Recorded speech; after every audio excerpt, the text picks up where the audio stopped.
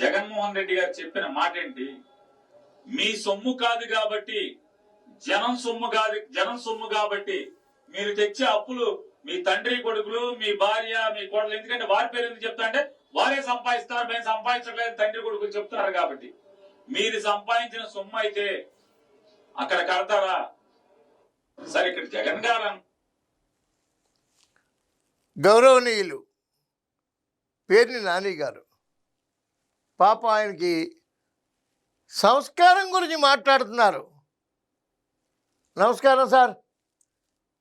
అసెంబ్లీలో చంద్రబాబు నాయుడు గారిని తిట్టినప్పుడు డైరెక్ట్గా సంస్కారం గురించి మీరు ఎందుకు మాట్లాడలేదు? మీ బెడ్రూమ్లోకి వచ్చేస్తానని ఒక వ్యక్తి అన్నప్పుడు, ఒక మహనీయుడు అన్నప్పుడు ఆ మహనీయుడికి శిరస్సు ఉంచి నమస్కరించారా మీరు? లేక ఎందుకు ఇలా మాట్లాడుతున్నామని అడిగారా? అసలు బూతులు అనే సంస్కృతిని వైఎస్ఆర్సీపీ కదండి నేర్పింది. ఉదయం 9 గంటల వరకు చాగంటి గారి పురాణాలు వినాలి, 10 గంటలకు అసెంబ్లీ పెట్టగానే బూతులు వినాలి ప్రజలు. ఇలా నడిచిందండి బూతులతోటి అసెంబ్లీ. ఇవాళ మీరేమో సంస్కారం గురించి మాట్లాడుతున్నారు. భూములు ఇచ్చారు, కంపెనీలకి భూములు ఇచ్చారు, తక్కువ ధరకే ఇచ్చారు. ఎందుకు ఇచ్చారు? వేల కోట్లు పెట్టుబడి పెట్టి మన కోసం ఇక్కడ పెట్టుబడి పెడితే మన పిల్లలకి లక్షల ఉద్యోగాలు వస్తాయి. అవి తెలీదా మీకు? పరిశ్రమ తేవడం తెలీదు. కియా ఎవరు తెచ్చారు?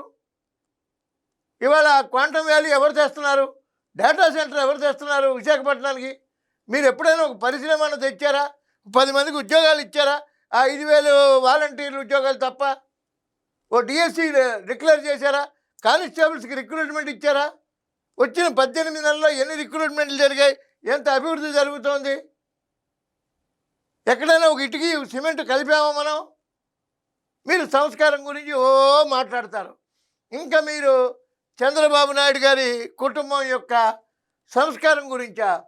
28 సంవత్సరాల నుంచి తలసేమియా రోగుల గురించి కష్టపడుతూ బ్లడ్ బ్యాంక్ నిర్వహిస్తున్నటువంటి భువనేశ్వరమ్మకి ధన్యవాదాలు తెలపండి.